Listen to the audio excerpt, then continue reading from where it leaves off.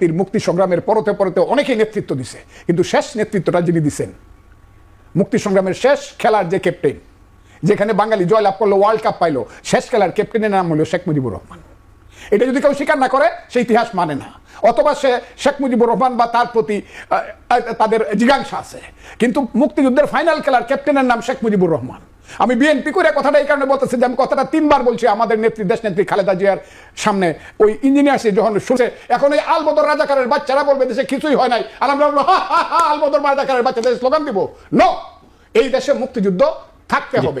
জামাত শিবির এবং এই ছেলেরা যে কারণে ঘটাইছে তার প্রথম এবং প্রধান কারণ হলো এরা 71 মানে না। এখন আমি আঙ্গুল উঁচু করে বলছি, এই রাজাকারের বাচ্চারা, আমি ফজলুর রহমান প্রথম বলছি বাংলাদেশে রাজনীতিবিদের মধ্যে, এই আলবদরের বাচ্চারা, এখনো কিন্তু ফজলুর রহমানরা জীবিত আছে, মুক্তিযোদ্ধারা জীবিত আছে, সাবধান কথা বলবা। মুক্তিযুদ্ধ যারা মানো না তারা এই দেশটাকে চলে দাও। যতদিন মুক্তিযুদ্ধ থাকবে, মুক্তিযুদ্ধ থাকবে, এর পক্ষে কিন্তু মুক্তিযোদ্ধারা দাঁড়াবে, কথাটা বলে দিলে, এবং মুক্তিযুদ্ধ জয়লাভ করবে। আমি 1773 সনে দুর্ভিক্ষ হইল, মহা দুর্ভিক্ষ, 1/3 লোক মারা গেল। অনেকে বলে 74-এ অনেক দুর্ভিক্ষ হয়েছে, কিন্তু 1/3 লোক মারা গেল 1773 সনে। 57 সনে ব্রিটিশরা দেশ নিল, আর 73 সনে 1/3 লোক বাংলায় মারা গেল, মহামন্বন্তর। এই কথাটা আমি 8 মাস আগে বলছি, যে কথাটা জনাব ফখরুল সাহেব আজকে বললেন। ফজলুর রহমান, আপনার কাছে আমার শুরুতে একটু আসার ইচ্ছে হলো, সেটি হচ্ছে যে ভোট এবং 71 এই বিষয়ে আমরা কথা বলবো। আজকে তারেক রহমান এবং মির্জা ফখরুল দুজনেই কথা বলেছেন শ্রীকৃষ্ণের সম্ভবত জন্মদিনের কোনো একটি অনুষ্ঠানে, সেই উপলক্ষে অনুষ্ঠান হয়েছে।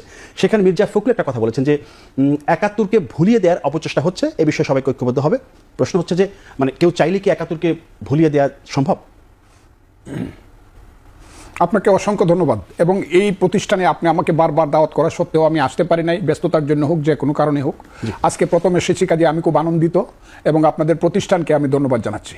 আমার সাথে যিনি আছেন আমার ভাই জনাব মাসুদ কামাল, বয়সে যদিও আমার ছোট, কিন্তু জ্ঞানী গুণে তার কর্মকাণ্ডে আমি তার প্রতি অনেক বেশি শ্রদ্ধাশীল, কাজে তার কথাও আমি শুনবো। আপনি যে কথাটা আমাকে জিজ্ঞেস করলেন, আসলে ওই যে what Bengal things today, Gokhale একটা কথা বলছিল, rest of India things tomorrow. আচ্ছা, এই কথাটা আমি 8 মাস আগে বলছি, যে কথাটা জনাব ফখরুল সাহেব আজকে বললেন। ওনার প্রতি শ্রদ্ধা রাখেই বলছি, এত দেরিতে কেন? আচ্ছা, what is the principal contradiction of this day in Bangladesh? বাংলাদেশের আজকের দিনে প্রিন্সিপাল কন্ট্রাডিকশন কি? 47 সনের প্রিন্সিপাল কন্ট্রাডিকশন ছিল মুসলমানদের একটা দেশ পাকিস্তান হবে কি হবে না, যদি আমরা জয়লাভ করবো না এটা ইউনাইটেড ইন্ডিয়া থেকে যাবে। আমাদের পূর্বপুরুষরা, এটা ছিল প্রিন্সিপাল কন্ট্রাডিকশন। হাত মে বিড়ি মুখ মে পান লড়কে লেঙ্গে পাকিস্তান। 71 সনে আমাদের প্রধান কন্ট্রাডিকশন ছিল যে মুক্তিযুদ্ধ জয়লাভ করবে, বাঙালির একটা জাতিরাষ্ট্র হবে, 1000 বছর পরে স্বাধীন রাষ্ট্র হবে, নাকি এটা আবার পূর্ব পাকিস্তানি থেকে যাবে। This was the principal contradiction of a nation, এবং যে কারণে যুদ্ধ হয়েছিল। আজকের যারা মনে করতেছে যে নির্বাচন হওয়া না হওয়াটা আসল কন্ট্রাডিকশন, এটা আসলে না। আসল কন্ট্রাডিকশন হলো যারা 5ই আগস্ট ঘটাইছে এরা বহুরূপী। আমি আবারও বলছি, এরা বহুরূপী। এদের ভিতরে এক কথা ছিল, বাহিরে এক কথা। এক সময় প্রমাণিত হবে যে এদের মধ্যে অনেকেই ছিল যাদেরকে মুনাফেক বললেও কম বলা হবে। তারা কিন্তু মুক্তিযুদ্ধের গান বাজাইছে পিছন দিকে, পূর্ব দিগন্তে সূর্য উঠেছে রক্তলাল, অথবা তীরহারাই দেওয়ের সাগর পাড়ি দেবরে একটি ফুলকে বাঁচাবো বলে যুদ্ধ করি। এবং এই যে বাংলাদেশে সবচেয়ে খারাপ মানুষটা খারাপ কাজ করে গেছে, তার কথাও বাজেছে, এবারের সংগ্রাম আমাদের মুক্তির সংগ্রাম, এগুলো বাজেছে। মানুষ এইটা নিয়ে কোনো, যে এই দেশ পাকিস্তান হবো না ইন্ডিয়া হবে না বাংলাদেশ থাকবে, এইটা নিয়ে কোনো চিন্তাই করে না। চিন্তা ছিল তো মানুষের একটা, এই যে এরা বাটপাররা স্লোগান দিছিল, আমি আজকে বললাম কথাটা, স্লোগান দিছিল 1 দফা 1 দাবি, শেখ হাসিনা কবে যাবি, এইটাই একমাত্র স্লোগান। আমি যে কারণে কথা বলছি, আমি আজকেও চ্যালেঞ্জ করছি, ওরা 5000, আমি আগে 500 বলছিলাম, এখন বলি 5000-এ মিছিল করে যে কাজ করছে, আমি 1 বছর টকশো করিয়া, বিশেষ করে টোটাল জুলাই এবং 5ই আগস্ট পর্যন্ত যে টকশো আমি করছি, এই টকশোগুলো ওরা 5000 লোকে মিছিল করে ওই কাজটা করতে পারে না, কিন্তু আমি করছি জীবনের রিস্ক নিয়ে। আমি আমার স্ত্রীকে বলছি তুমি বিধবা হবা, আমার সন্তানদেরকে ডাইকে বলছি তোমরা একজন ব্যারিস্টার হইছো, আরেকজন এমএতে পাস করছো, তোমরা কিন্তু এতিম হইবা, মাকে নিয়ে থাকবা, আমি কিন্তু মারা যাবো।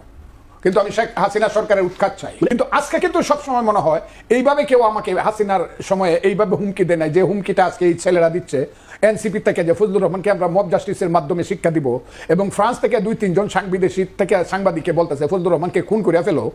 এই হুমকিটা কিন্তু শেখ হাসিনার আমলে আমার উপরে ছিল না।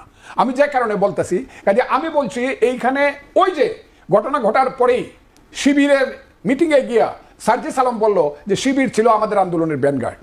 আমার তো মাথাটা ওই দিনই গরম হয়ে থাকে, কয় কি জামাত ইসলামরা বলল আমরা এই আন্দোলন পরিকল্পনা করে করছি, এবং আমেরিকাতে গিয়া আমাদের যিনি আজকে প্রধান উপদেষ্টা জনাব ইউনূস সাহেব, আমি যাকে বলেছি 10টা তৃতীয় বিশ্বের 10টা রাষ্ট্রের প্রধানমন্ত্রীর চেয়ে উনি লম্বা উঁচু, সেই লোকটি গিয়া বলে মিটিকুলাস কি মেটিকুলাস ডিজাইন, এবং এটা এখন প্রমাণিত হচ্ছে। এখন এটা বোঝা যাচ্ছে যে 5ই আগস্টের ঘটনাটা একদল জামাত যারা ঘটাইছে, জামাত শিবির এবং এই ছেলেরা যে কারণে ঘটাইছে তার প্রথম এবং প্রধান কারণ হলো এরা 71 মানে না। প্রথম তো একদম নিগেট করে গেছে 47 আর 24, 71 হলো ভাইয়ে ভাইয়ে ঝগড়া, আমি খুব ক্লিয়ারলি বলছি, এবং 71 হলো পাশের দেশ আমার ষড়যন্ত্র করে ভাইয়ে ভাইয়ে গুলমাল লাগাইছে, কাজে 71 ঠিক না। তখন আমি আঙ্গুল উঁচু করে বলছি, এই রাজাকারের বাচ্চারা, আমি ফজলুর রহমান প্রথম বলছি বাংলাদেশে রাজনীতিবিদের মধ্যে, এই আলবদরের বাচ্চারা, এখনো কিন্তু ফজলুর রহমানরা জীবিত আছে, মুক্তিযোদ্ধারা জীবিত, সাবধান কথা বলবা, মুক্তিযুদ্ধ যারা মানো না তারা এই দেশটাকে চলে দাও, খুব ক্লিয়ার, কারণ মুক্তিযুদ্ধের মাধ্যমে দেশটা বাংলাদেশ হয়েছে। এখন আবার দেখা যাচ্ছে আপনি যে বলছেন যে আমার মনে হয় আমাদের নেতা জনাব ফখরুল ইসলাম আলমগীর, ওই যে পাকিস্তানে 2টা ঘটনা হয়েছে কিছুদিন আগে, লস্করি তৈয়বার যে প্রধান তিনি বলছেন যে আমরা 5ই আগস্টের আন্দোলনে এই ধরনের ঘটনা ঘটাইছি যে যাতে আমরা 71-এর পরাজয়ের প্রতিশোধ নিতে পারি।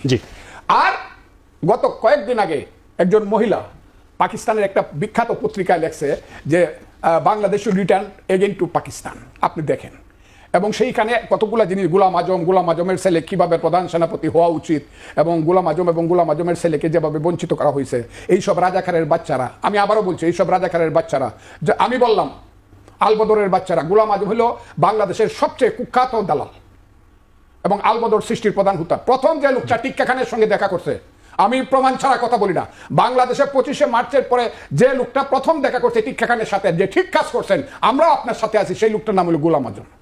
2 নম্বর দেখা করছে খাজা খয়রুদ্দিন, 3 নম্বর দেখা করছে ফজলুল কাদের চৌধুরী, 4 নম্বর দেখা করছে নুরুল আমিন। তৎকালীন সময়ে সেই 1 নম্বর দালাল এবং কুখ্যাত দালাল গোলাম আজম, যারা পরাজিত হওয়ার পরে মধ্যপ্রাচ্য এবং বিদেশে গিয়ে বাংলাদেশের নামে কুখ্যাতি ছড়াইছে, বাংলাদেশকে অন্ধকার করে দিয়েছে যাতে বাংলাদেশকে কেউ স্বীকৃতি না দেয়, সাহায্য না করে, মুসলিম দেশগুলোকে গিয়া বলছে যে ইন্ডিয়া দখল করে বলছে এটা হিন্দুস্তান হয়ে গেছে, এইগুলা করে বাংলাদেশকে যারা কলঙ্কিত করছে, মসিব লিপ্ত করছে, সেই সব গোলাম আজমের ছেলেরা এখন আবার বাংলাদেশের প্রধানমন্ত্রী হবে, যেখানে তার বয়স হয়েছে 68 বছর, সে রিটায়ারমেন্টে চলে, এখনকার সরকার তাকে সব কিছু রিটায়ারমেন্টে দিছে এবং বলছে পাকিস্তান থেকে এটা নিশ্চয়ই বাংলাদেশ পাকিস্তানে ফেরত আসবে। সেই কারণে আমার ধারণা আমাদের নেতা জনাব ফখরুল ইসলাম আলমগীর সাহেব এই কথাটা বলছেন। তবে একটা কথা বলি, পূর্বের সূর্য পশ্চিমে উঠতে পারে, পৃথিবীর মানচিত্র পরিবর্তন হতে পারে, কিন্তু 71-এর বাংলাদেশ কোনোদিন আলবদর রাজাকারদের মাধ্যমে দেশটা পাকিস্তান হবে না। আমি আরো কিছু কথা বলবো, এটা হবে না। আমি আসবো আপনার কাছে, একজন মুক্তিযোদ্ধা সেই হিসেবে আমি মুক্তিযুদ্ধের প্রশ্ন নিয়ে কথা বলতে চাই। মুক্তিযুদ্ধ, আওয়ামী লীগ এবং বঙ্গবন্ধু শেখ মুজিবুর রহমান, এই 3টি বিষয় কি এক সূত্রে গাঁথা, নাকি এই 3টি বিষয়কে আলাদা রাখার দরকার ছিল? প্রশ্নটা এজন্যই করছি যে স্বাধীনতা পূর্ববর্তী এবং স্বাধীনতা পরবর্তী বঙ্গবন্ধুর যে ভূমিকা, সেই ভূমিকাকে এই 24-এ এসে নতুন করে বয়ান দেওয়া হচ্ছে, নতুন ন্যারেটিভ তুলে ধরা হচ্ছে। এইটার জন্য কি শেখ হাসিনা একাই দায়ী, না আওয়ামী লীগ পুরো দায়ী? আপনি খুব একটা কঠিন প্রশ্ন করেছেন। 1 হলো মুক্তিযুদ্ধ, 2 বঙ্গবন্ধু, 3 আওয়ামী লীগ, এই 3টা কথা আপনি জিজ্ঞাসা করছেন। এর আগে আরেকটা কথা আছে, সেটা হলো স্বাধীনতা সংগ্রাম। স্বাধীনতা সংগ্রামের নির্যাস হলো মুক্তিযুদ্ধ, 9 মাস। কেন আমরা 9 মাসকে মুক্তিযুদ্ধ বলি, এর আগেটাকে কিন্তু মুক্তিযুদ্ধ বলি না, কারণ জমিটা আমারই ছিল 9 মাসে, এই জমিটা সিএসআরএস আমার ছিল, আমরা এটা মুক্ত করছি 9 মাসে, আমরা করেছি নতুন যে মুক্তিযুদ্ধ। আর হলো স্বাধীনতার সংগ্রাম। স্বাধীনতা সংগ্রামের কিন্তু বাঙালির 1000 বছরের স্বাধীনতার সংগ্রাম। এই বাংলায় ছিল পৃথিবীর শ্রেষ্ঠ দেশের একটা, এইগুলো আমি বলবো না, আপনার সময় হবে না, কেউ শুনতেও চায় না। পৃথিবীর একটা শ্রেষ্ঠ দেশ, যে কারণে বলা হতো সোনার বাংলা। এখানের কাপড়, এখানের ফল, এখানের ধান, এখানের পাট, এগুলো সারা পৃথিবীর জন্য। দক্ষিণ পূর্ব এশিয়া একটা মাত্র টাকার কারখানা ছিল, টাকা চাপানো, নিল মহাতব চাঁদ জগৎ শেঠ। এ হলো বাংলা। সেই বাংলাকে লুণ্ঠন করার জন্য ব্রিটিশরা, আমি সব মুঘল পাঠান বাদ দিলাম, ব্রিটিশরা আসলো। ব্রিটিশরা এসে মির্জাফরেরকে কনভিন্স করলো মির্জাফরের বিশ্বাসঘাতকতায় এবং রবার্ট ক্লাইভের চক্রান্তে এবং ব্রিটিশদের চক্রান্তে, ইস্ট ইন্ডিয়া কোম্পানির চক্রান্তে বাংলা পরাধীন হয়ে গেল তখনকার মতো করে 1757 সনের। সেই যে বাংলা পরাধীন হয়ে গেল, পরাধীন হওয়ার পরে একে একে দেখা গেল 1773 সনে দুর্ভিক্ষ হইল, মহা দুর্ভিক্ষ, 1/3 লোক মারা গেল। অনেকে বলে 74-এ অনেক দুর্ভিক্ষ হয়েছে, কিন্তু 1/3 লোক মারা গেল 1773 সনে। 57 সনে ব্রিটিশরা দেশ নিল, আর 73 সনে 1/3 লোক বাংলায় মারা গেল, মহামন্বন্তর। ঠিক আছে, সেই ব্রিটিশরা যে শোষণ করতে করতে তারা টাকা নিয়ে গেল, গোল্ড নিয়ে গেল স্টিমারে, এবং লন্ডন শহর করলো। তারাই এত বড় পৃথিবীর শ্রেষ্ঠ দেশ হলো, এটা কিন্তু বাংলার সম্পদের একটা বিরাট অংশ আছে। সেই বাংলা যে দরিদ্র হলো, দরিদ্র হওয়ার পরে কি হলো, নীল সাহেবরা আসলো, নীল চাষ করাইলো, অত্যাচার করলো, খাজনা দেও, টাকা দেও, পয়সা দেও। এই অত্যাচারে জর্জরিত হয়ে বাংলার মুসলমান মায়েরা নামাজ পড়ে খুদার কাছে বলেছে, হে খুদা, আমাদের কেমন সন্তান দাও যে সন্তান বিদেশিদের হাত থেকে আমাদেরকে স্বাধীনতা দিবে। বাংলার হিন্দু মায়েরা সন্ধ্যাবেলায় তুলসী তলায় গিয়ে ভগবানের কাছে প্রদীপ জ্বালিয়ে বলেছে, হে ভগবান, আমাদের কেমন অমৃতের সন্তান দাও যে সন্তান আমাদেরকে স্বাধীনতা দিব। বিদেশির অত্যাচারে আমাদের মায়েরা বোনেরা সারা জীবন বলেছে, ছেলে ঘুমালো, পাড়া জোড়ালো, বর্গীয় দেশে বুলবুলিতে ধান খেয়েছে, খাজনা দেব কিসে। এই নারায়ণগঞ্জ পর্যন্ত আসতো বর্গীরা, ওই বার্মিজ যারা, যাদেরকে এখন কি আমরা কি বলি বার্মা, এদেরকে তারা নারায়ণগঞ্জ পর্যন্ত নৌকা নিয়ে আসে ধান কাটতে নিয়ে যেত, মেয়েদেরকে ধরে নেয়। এগুলো পড়েন, সোনারগাঁও যখন রাজধানী ছিল।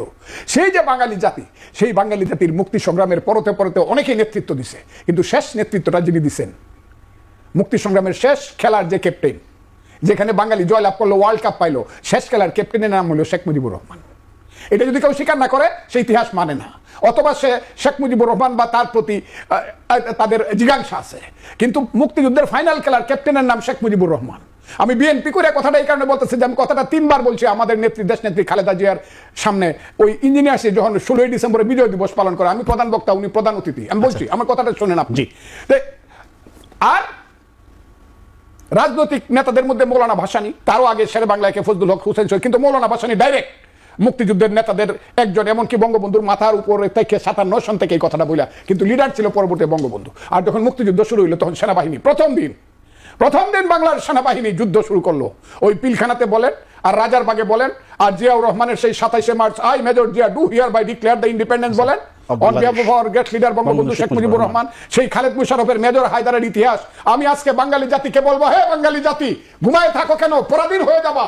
আমি বলবো, হে বাঙালি জাতি, তোমাদেরকে আমি হাত জোর করে অনুরোধ করি, ঘুম থেকে উঠিয়া ফজরের যখন আসসালাতু খায়রুম মিনান নাওম আযান পড়বে, তখন তুমি নামাজে যাও, কোরআন শরীফ পড়ো, তারপরে ঘরের মধ্যে মুক্তিযুদ্ধের গানটা বাজাও। তীর হারাই ঢেউয়ের সাগর পাড়ি দিব রে, পথের ক্লান্তি ভুলে স্নেহ ভরা কুলে তবু মা গো, বলো কবে শীতল হব, কত দূর আর কত দূর বলো মা, বাংলার সন্তান চলো সমানে সমান। আমি কালকে মেজর হায়দার বীরুত্তম যে 35,000 মুক্তিযোদ্ধা তৈরি করেছিল ঢাকা সহ কুমিল্লা সহ সমস্ত এলাকাতে, যে সবচেয়ে বড় লিড করেছে খালেদ মুশারফের নেতৃত্বে, মেজর হায়দারের সেই দুর্ভাগ্যজনক ইতিহাস পড়ে আমার চোখের পানি আসতেছে।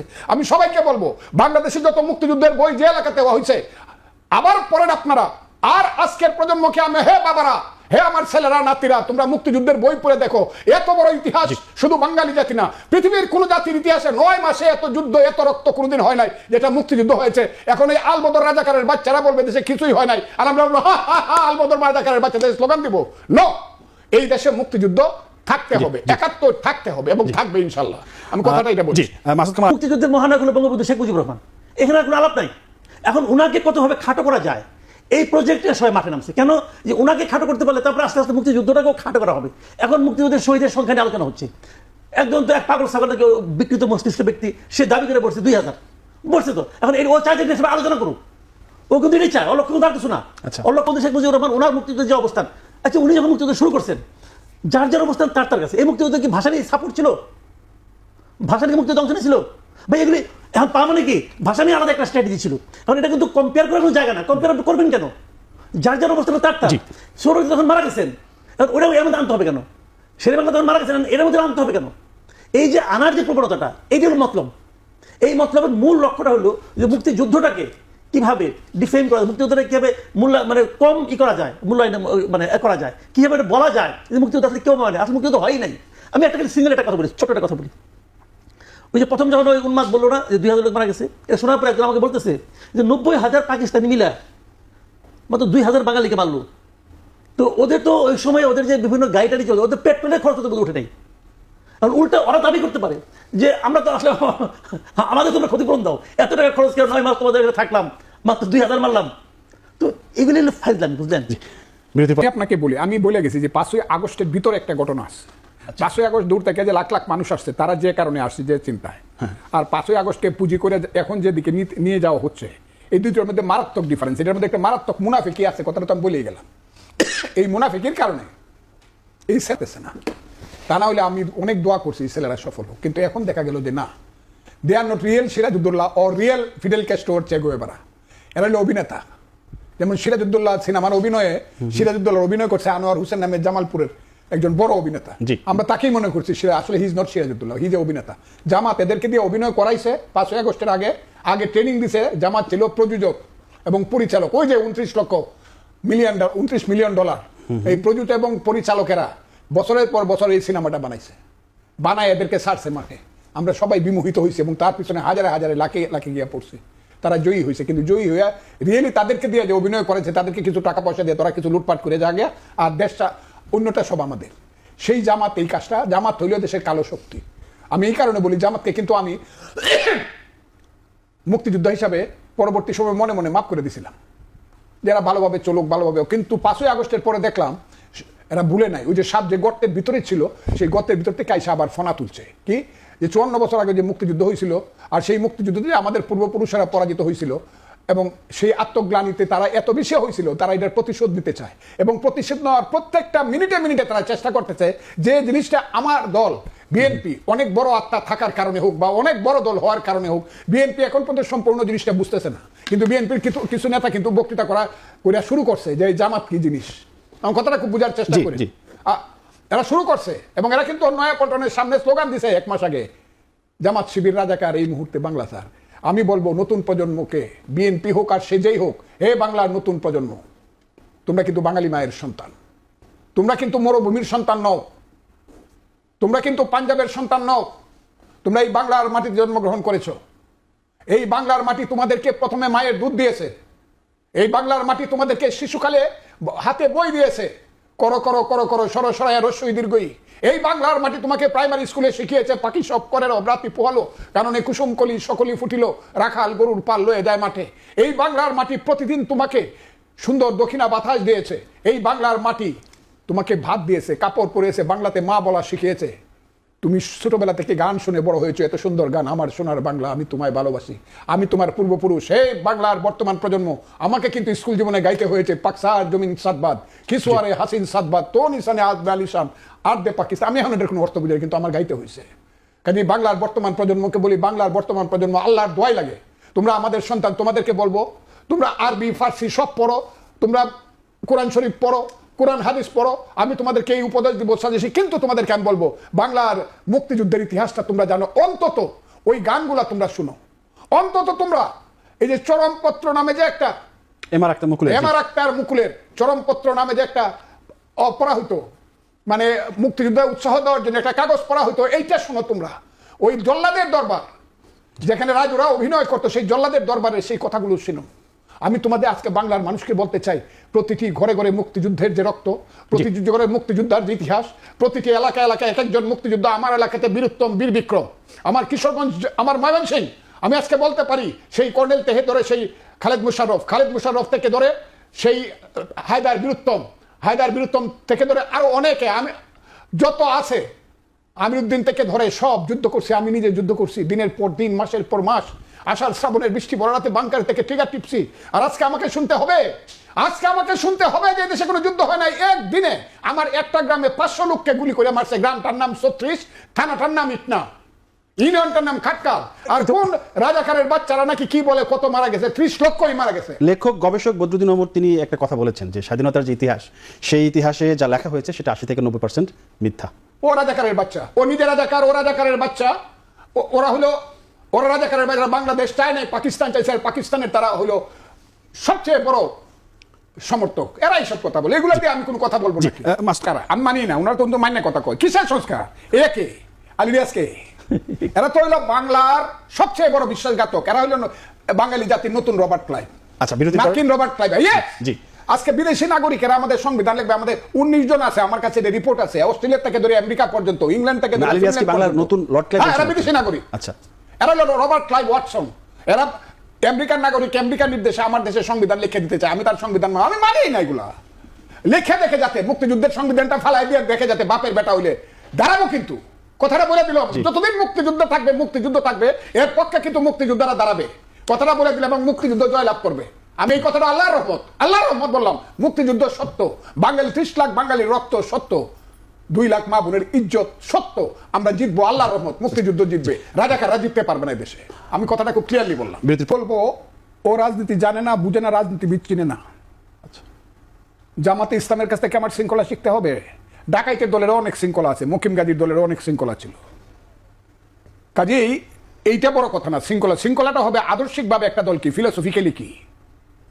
সেই জামাতের কাছ থেকে কি শিখতে চায়? অ্যান্টি লিবারেশন ফোর্সেস সমস্ত আদর্শ শিখতে চায়? আমি তো এটা শিখবো না। সে যতই থাকুক, ডিসিপ্লিন থাকুক, ডিসিপ্লিন তো অনেক ডাকাত দল থাকে, এতে কিচ্ছু আসে যায় না।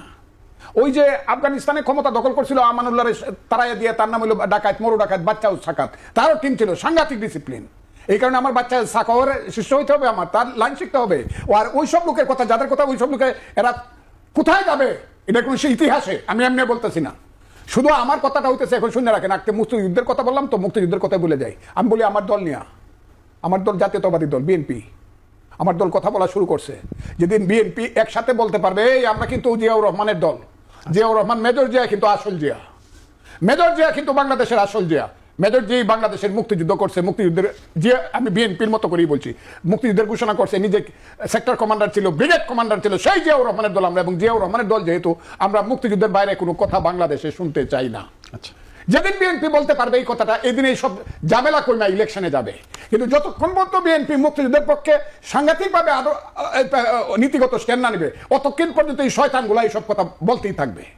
কারণ তারা মনে করবে বিএনপি তো বলতে মুক্তিযুদ্ধ সম্পর্কে তাদের কোনো মায়া নাই, দয়া নাই, কিছু নাই, জাহান্নামে দেখবো। কাজে আমরা আগে পাকিস্তান বানাই লই, আচ্ছা বিএনপির কিছুদিনের জন্য ইরানের বনি সদরের মতো 1-1.5 বছর লিবারেল পার্টি নেতৃত্ব করবো, লাত্তি দিয়ে তারাই আয়াতুল্লাহ খুমেনির দল, আমরা ক্ষমতায় বসবো না 60 বছরের জন্য। এই ঘটনাটা তারা করতে চায়। আমি তাই মনে করি আমার দল বিএনপি যেদিন বুঝবে যেটা জিয়াউর রহমানের দল, এবং জিয়াউর রহমান মুক্তিযোদ্ধা ছিলেন, আমরা মুক্তিযুদ্ধের বাইরে যাব না, বিএনপির মতো করেই মুক্তিযুদ্ধ বলুক, তখন ওরা থামবে। আর তা না হলে যে সংস্কার অপসংস্কার এরা হবে, আমি এদেরকে, যারা সংস্কার তো বিদেশি, আমি তাদেরকে মানি না। আমার দেশের যে কোনো লোক, ইউনিভার্সিটির প্রফেসর নাই, আমি তো বারবার বলি যে তাজউদ্দিন সৈয়দ নজরুলরা সংবিধান বুঝে না, মনোরঞ্জন দর আসাদুজ্জামান খানরা সংবিধান বুঝে না, ওই সুরঞ্জিত সেনের মতো এমপিরা যারা বাংলাদেশ না সারা ভারতবর্ষের পার্লামেন্টের এক একটা প্রতিকৃত, এরা সংবিধান বুঝে না। ডক্টর কামাল সংবিধান বুঝে না, ডক্টর কামালের মোহর দিতে পারবে, ডক্টর কামালের ডিক্টেশন দিতে পারবে আলী রিয়াজ, এরা সংবিধান বুঝে বাংলাদেশের খালি গণতন্ত্র, সমাজতন্ত্র, ধর্মনিরপেক্ষতা, জাতীয়তাবাদ, এই 4টা স্তম্ভ থাকবে। তারপর যদি কেউ লাগাইতে চায়, এটার সাথে সাংঘর্ষিক না হলে লাগাইতে পারে, আর লাগাইলে সাংঘর্ষিক লাগিলে বা এগুলো ফেলে দিলে কিন্তু বিপদ আছে বাংলাদেশ, আমরা বলে দিলাম।